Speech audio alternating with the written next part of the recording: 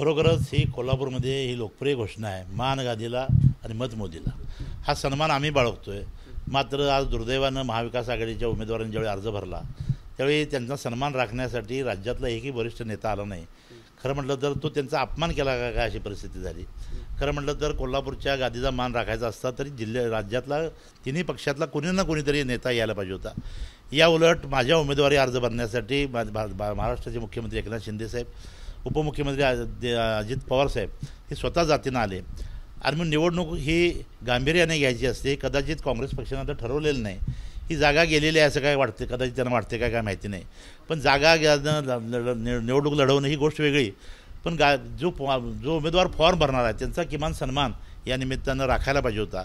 आणि हा सन्मान राखला गेला नाही याबद्दल मला खेद व्यक्त करायचा आहे. तर जयंत पाटील हे सत्यजित सरोडकर यांच्या उमेदवारी अर्ज दाखल करण्यासाठी कलेक्टर ऑफिसला उपस्थित होते.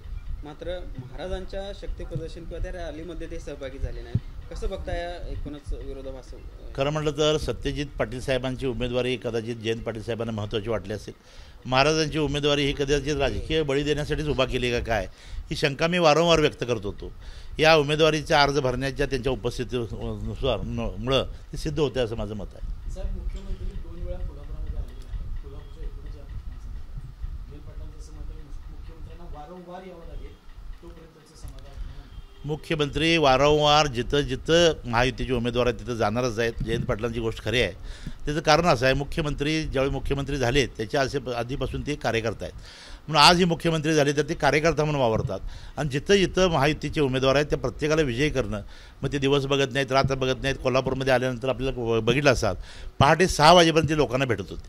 आणि म्हणून इथं काही शिवसेनेचे उमेदवार आहेत म्हणून ते करत नाहीत. आज ते नागपूरला याची माझी माहिती आहे. प्रत्येक ठिकाणी जिथं जातील ते याच पद्धतीनं कष्ट करतात. पण एक कार्यकर्ता कशा पद्धतीनं मुख्यमंत्री झाल्यावर काम करू शकतो याचं उत्तम उदाहरण म्हणजे नामदार शिंदेसाहेब आहेत. मुख्यमंत्र्यांना दोन दिवस कोल्हापुरात यावं लागते ही त्यांचं अपयश आहे असं देखील सतीश पाटील.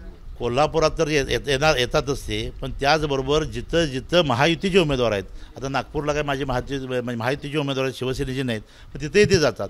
आपण सतेज पाटलांना जर असं वाटत असेल तर आमच्या मुख्यमंत्र्यांनी कुठं प्रचारात येऊ नये तर खरं म्हणजे त्यांचा भ्रम आहे.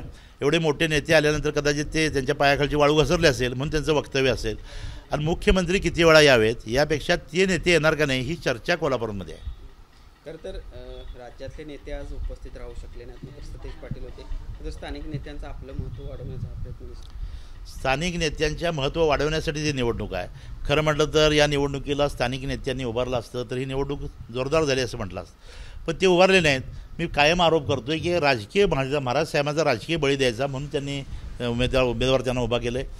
अजितदादा पवार म्हणतात एखाद्या निवडणुकीमध्ये जर कार्यकर्ता सापडला नाही, पुढारी सापडला नाही, तर नेता सापडला नाही तर अभिनेता शोधा. अभिनेतासुद्धा सापडला नाही तर मग सेलिब्रिटी शोधा. तशाच पद्धतीने सेलिब्रिटी या महायुतीनं कोल्हापूरमध्ये उभा केलेले आहे. राज्यस्तरीय नेते उपस्थित राहू शकले नाही. स्थानिक नेते सतेज पाटील उपस्थित होते. कुठेतरी राज्यस्तरीय नेते उपस्थित न ठेवण्यामागचा आपलं महत्त्व वाढवण्याचा प्रयत्न होता. स्थानिक महाविकास आघाडीच्या स्थानिक नेतृत्वानंच कुणाचं तर राजकीय बळी द्यायचं म्हणून महाराज साहेबांना उभा केलं. खरं म्हटलं तर महाविकास आघाडीच्यामध्ये मी नेहमी म्हणतो आहे, अजितदादा पवार म्हणतात एखाद्या ठिकाणी नेता नाही सापडला तर अभिनेता उभा करा, अभिनेतासुद्धा नाही सापडला तर मग सेलिब्रिटी उभा करा. तशा पद्धतीनं महाविकास आघाडीनं हा निर्णय घेतला आहे. मग या निवडणुकीमध्ये खऱ्या अर्थानं कार्यकर्त्यांची लढाई नाही तर खऱ्या अर्थानं सेलिब्रिटी विरुद्ध कार्यकर्ता अशी लढाई आहे. आजची जनतेची प्रतिसाद बघितल्यानंतर विरोधकांचा विषय कट होणार आहे असं देखील वक्तव्य सतेज पाटलांनी. आजची त्यांची गर्दी किती झाली मला काही माहिती नाही. पण माझ्या उमेदवारी अर्ज भरायला एक भगवं वादळ कोल्हापुरामध्ये आलं होतं. लाखोच्या संख्येनं लोक इथं आली होती. त्यामुळे पराभव करणार हे कदाचित सतेज पाटलांना गर्दीच्या अंदाजावरून लक्षात आलं असेल. एबीपी माझा, उघडा डोळे बघा नीट.